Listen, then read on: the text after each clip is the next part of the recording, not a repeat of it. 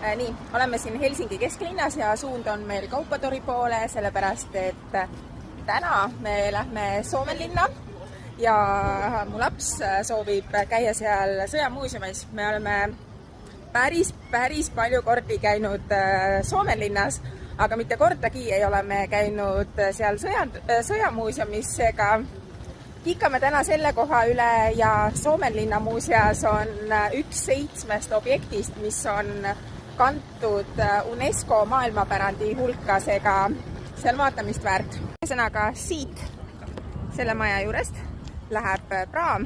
Siin on piletiautomaat, kui sul ei ole olemas seda kuupiletit. Kui sul kuupilet on olemas, siis kuupiletiga sa saad sinna praami peale ja mobiiliäpist saad ka osta omale pileti.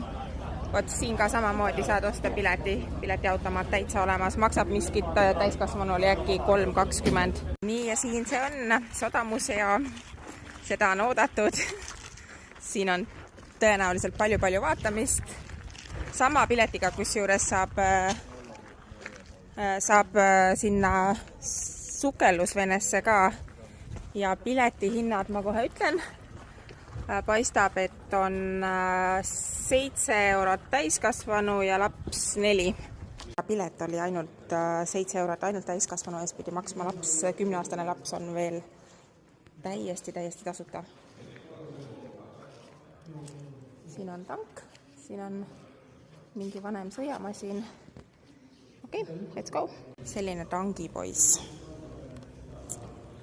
Väike ütleme niimoodi. Ja haakrist.